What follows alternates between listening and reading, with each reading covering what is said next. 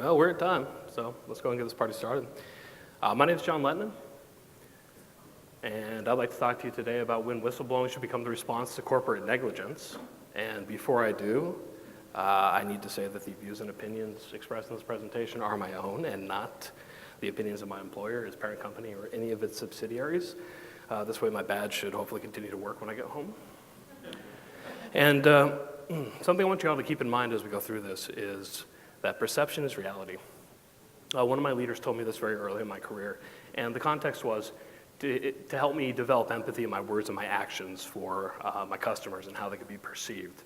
And the fact of the matter is that no matter what's going on, whatever conflicts there may be or issues somebody may be having with whatever service or responsibilities I have, their perception is that they have a problem. The thing I'm responsible for is the cause of their problem. Well, we have 1,579 breaches involving PII in 2017. As InfoSec professionals and identity professionals, we clearly have a problem. So let's take a look at what these breaches cost in terms of time and money. The Ponemon Institute says that for 2016, the average cost of a data breach involving personally identifiable information was $7.35 million per breach in the United States. And the time cost was factored into that cost for the business. The cost included remediation, compensation to victims, fixing everything, the works. But the problem is that really is very business-centric. Let's consider the disparity of impact for the people involved in this. It's the humans, after all, who are experiencing and suffering disproportionately the impact of these data breaches. So as identity professionals, we may be aware and in tune of what we need to do to defend ourselves better than most against these kind of breaches, but what about the retail worker who has unpredictable schedules and 2 different jobs, retirees, students, everybody else? The reality is they're not in a position to have the time to wait on hold with 3 different credit reporting agencies or to pay the fees that may be associated with having to put their credit on file, or I'm sorry, put their credits on hold. And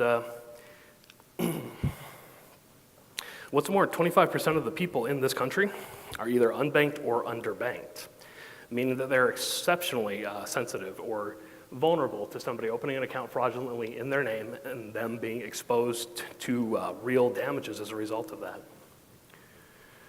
Now, the real human beings don't really have all the time in the world to address this, since breaks at Starbucks only last 15 minutes if they get them.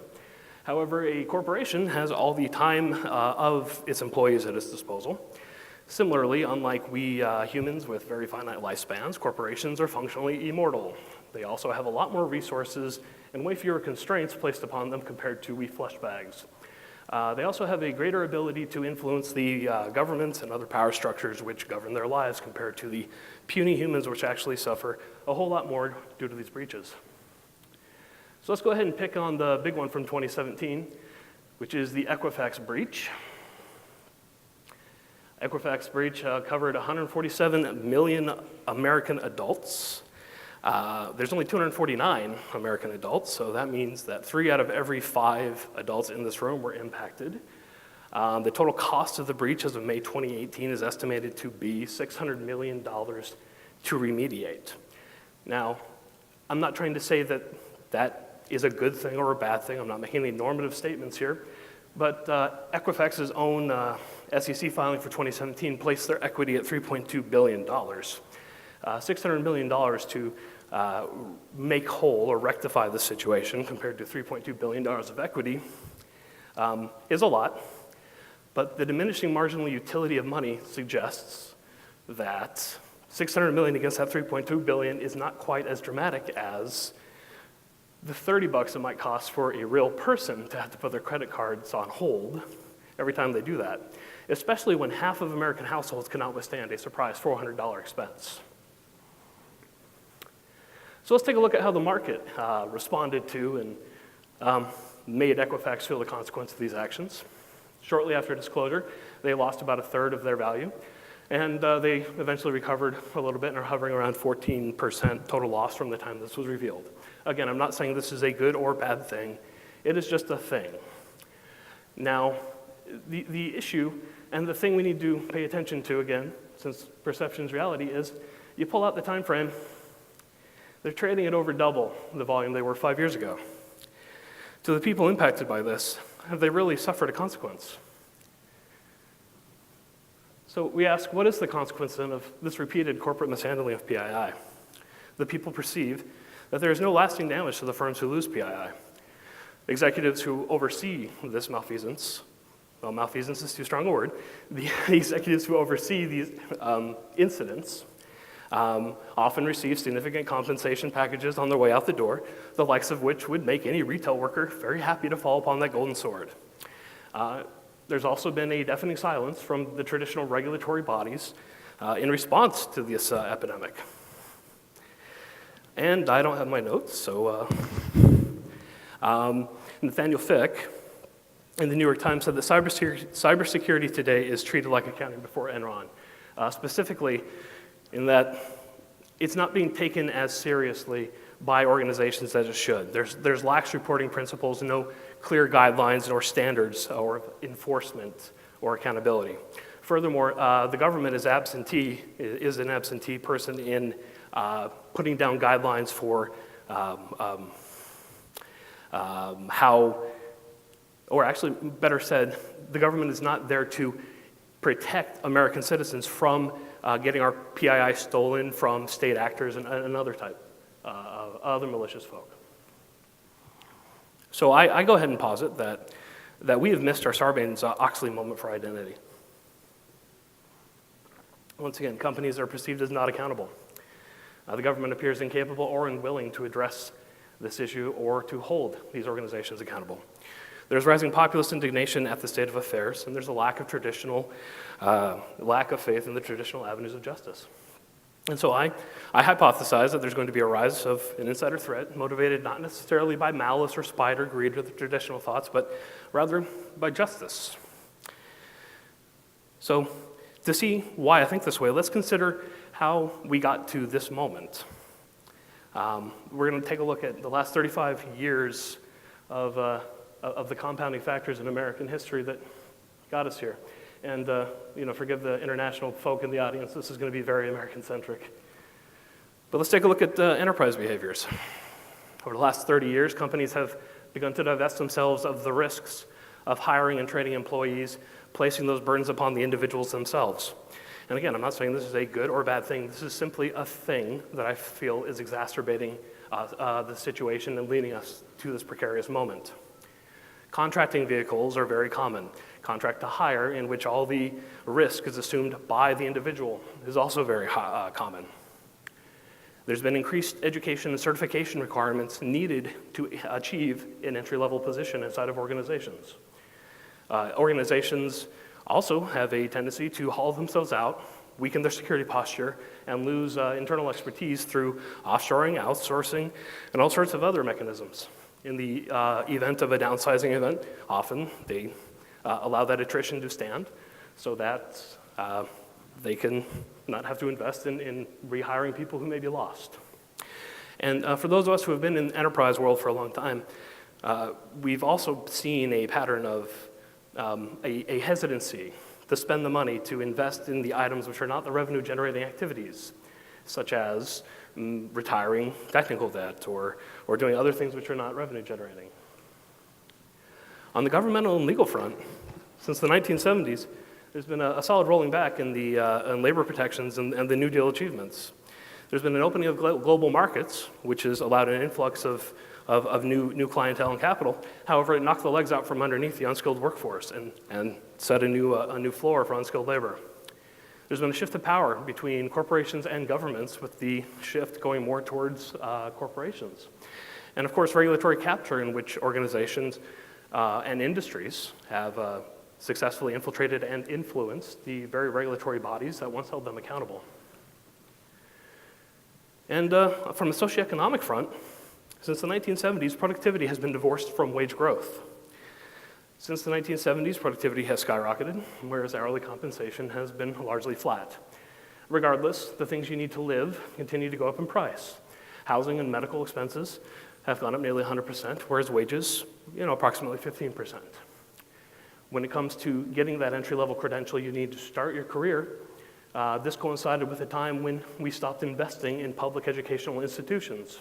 Public education during this time frame for in-state tuition went up 237%. Out-of-state tuition, 197%. Private tuition, 147%. The deindustrialization led to the opioid epidemic, and the CDC reports a 20% increase in suicides over the last 2 decades. The filmmaker Adam Curtis, I think, sums it up very nicely when he says, we've lost our vision for tomorrow. We all realize something is fundamentally wrong, but not knowing what to do, we continue through the patterns that have subsisted us through our entire life. We have no vision of the world or a better future. Now, these changing enterprise, legal, and socioeconomic frameworks are significant primarily because a recent demographic change in the workforce. And I too roll my eyes at every single millennial article that ever comes out, but millennials and post-millennials now represent 40% of the workforce. This is significant because for the first time, a plurality of the workforce have come of age with all those factors in full play. They started their careers during a time when they were competing against folks who were laid off during the great financial crisis, so they had to go up against people with 10 years of experience. They had to get those expensive college degrees just to start their careers. Unless they were independently wealthy, they likely had to seek out student loans, and thanks to changing laws starting in the 1970s, then the 80s, and finally in 2005, those loans became undischargeable under any circumstance. This means that they entered their relationship with their employees with a tremendous power imbalance, and they're very aware of this. So this means that, they're aware of the injustice that, again, real or not, whether or not you believe that, they feel it, and they're aware of it, and they're aware of the additional power imbalances which are intrinsic to everyone else. This is a populist moment, and they have a distrust of the institutions, which I believe is going to lead to a pattern of whistleblowing, sabotage, or perhaps something else. And if that sounds preposterous, then consider that this is already an established pattern in government. That we all wish we had $1 every time Mr. Snowden has showed up at an InfoSec conference, but there he is. Chelsea Manning leaked the diplomatic cables. And if you hadn't heard, here's a newcomer reality winner who leaked the NSA memo reporting Russian interference on the 2016 presidential election. So this is already happening in an arena where the consequences are far more significant than in the private sector. Marry these situations with the unfortunate organizational tendency to only fix things when they are broken or a light is shown on them, then perhaps the only way to ensure that another data breach happens, which won't impact millions of innocent folk, is to shine a light on the deficiencies of the organization and force their hand. What would be the ethical response to somebody who holds their own career in less esteem compared to the real human impact of tens of millions of records lost, and time and money of really impacting the broader population as a whole? Consider how easy it would be for somebody to blow a metaphorical whistle on your organization. They don't need a real governmental or institutional body to do this. The barrier to entry is quite low. Think how easy it would be to embarrass your organization with something as simple as an anonymous Reddit post highlighting a piece of critical infrastructure that logged passwords in plain text, a tweet. I think the risk is surprisingly very easy to, or very low to implement.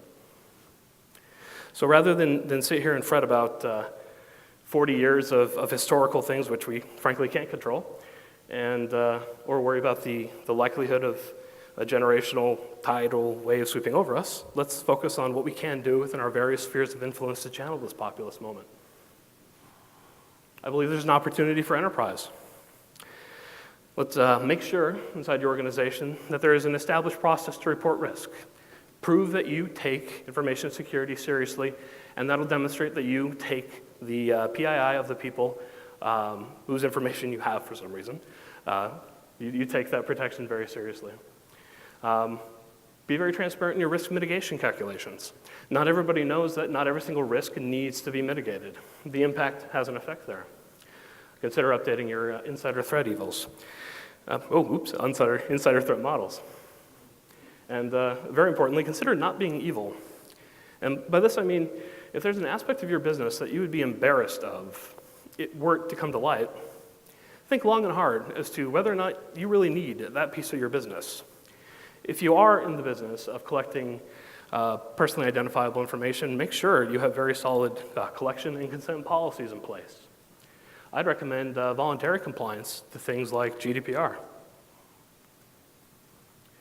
There is a political component in play here.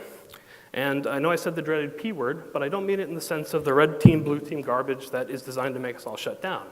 I mean it in its very raw sense of the word, which is the aggregation and wielding of power to implement policies aligned to your interest. And in this regard, corporations have been very effective at wielding power to reduce their own liability and responsibility at the expense of the individuals. So corporations, at the end of the day, are legal fictions defined by laws. These laws are written by legislators. Legislators are elected by constituents. We ostensibly have the power to change this. So politics is a tool which we can use. Furthermore, Steve Wilson said something very interesting at RSA this year, and it was that technology is political. The blockchain was a response to the great financial crisis. The open source software movement has been a big fat political statement for 40 years plus now. And self-sovereign identity is more or less a direct response to this situation right here. So if we continue to think it is gauche to entertain any sort of political involvement within our field, then I fear we leave a very potent tool on the table in making sure that people remain protected. I also think we could observe and learn from the implementation of GDPR. GDPR proves that corporations have not yet fully superseded governments in our societal power structures. Consider that HIPAA and SOX to this day drive significant move and change within organizations. I would also recommend that as we have the discussions around privacy and data governance in the United States, that we resist perfection paralysis, because something from the CIA sabotage manual is actually around insisting that a debate never be closed until you achieve perfection. So people who would insist that we endlessly have the debate are functionally saboteurs. If we want to pursue a more market-driven solution to this kind of problems, perhaps there's an opportunity to certify organizations to prove that they do, in fact, handle PII safely.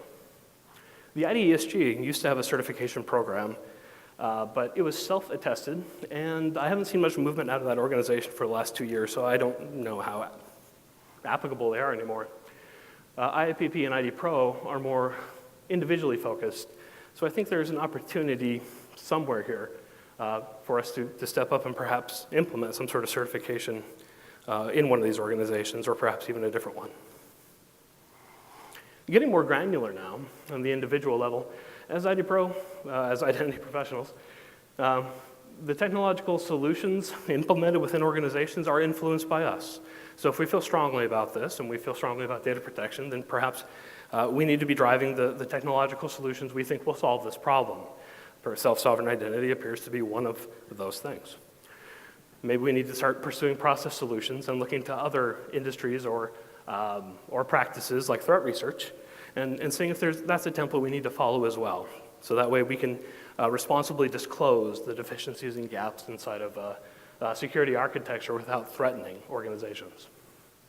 I would also remind us that it is the consistent execution of simple practices in IT security that will really protect individuals from these breaches anyway. So executing an IT security program, as dull as it may be, will be the thing that will protect the individual at the end of the day. And for all this, at the end of the day, there's going to be unresponsive organizations or disinterested or even hostile organizations to making any sort of change. And to this, you have to operate on the most granular level that there is, which is yourself, which you can vote with your labor. If your organization makes you uncomfortable with how they're handling personally identifiable information, even if it is handled legally, then leave. Info security and identity is hot right now. You shouldn't have to compromise your principles. So it's been kind of a winding and meandering presentation, and I'm very grateful that I had a chance to present it, even though it was only adjacent to a technology conference like this. But I feel I need to finally answer the question, when should whistleblowing be the response to corporate negligence?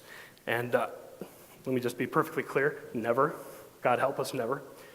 However, I feel that if current trajectories do not change, if we do not react or respond to or make amends for the way things have been working out thus far, then we ignore a threat that could make others think differently.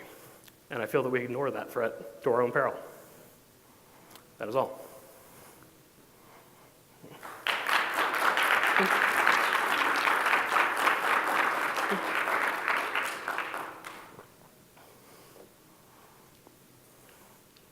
So questions, I guess?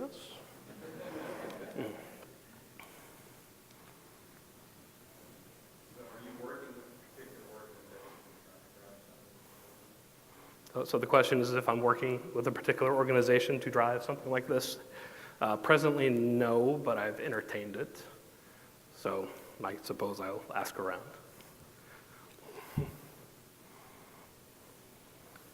One of your slides, you mentioned the concept of researching 0 days with respect to threat analysis with respect to the II.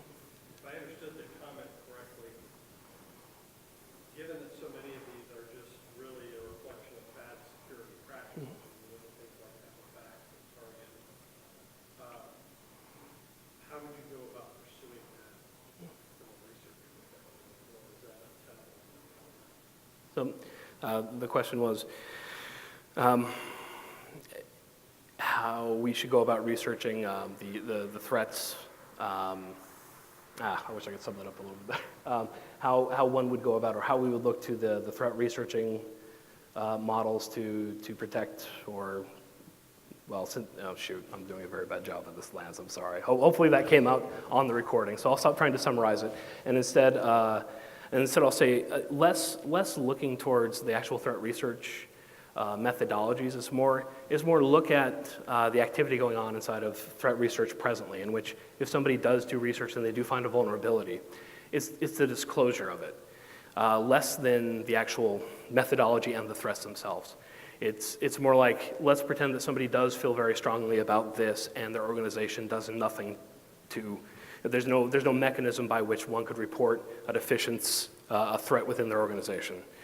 So what would be a safe way for somebody to report that without compromising the organization, hopefully not compromising the person who reported it, so some measure of anonymity perhaps, and definitely not disclosing it publicly. So I just think perhaps we could look at that and, say, I'm not saying like, here's 30 days before we make it public, because, God, that's untenable. There's no situation in which it would be okay for somebody to say you have 30 days before I make this, weakness in the infrastructure there, but rather, I don't know, like I said, look at it and see what's a good idea inside of that threat researching model, what could be applied towards a more responsible way to highlight a risk in an unresponsive organization or in an organization that isn't mature in its threat reporting capabilities, and then get that information to the relevant persons within those organizations without threatening the organization or the person who discovered it.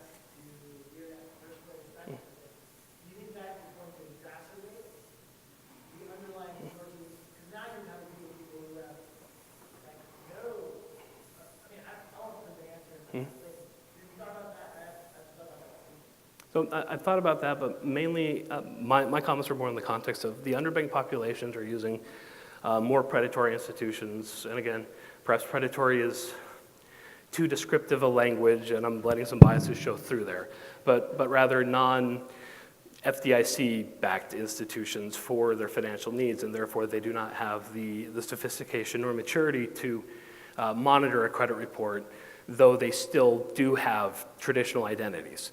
Now, I do think initiatives like ID 2020 would be good to help elevate the unbanked population and get them the exposure and protections of a government that could then recognize and attest to and ideally apply a baseline protection and banking services ideally for this vulnerable population. But to answer your question, yes, I think they're related, and I think there's perfectly valid and good work to be done to advance both things. And I think we're kind of past time because the red light's flashing, so. Thank you.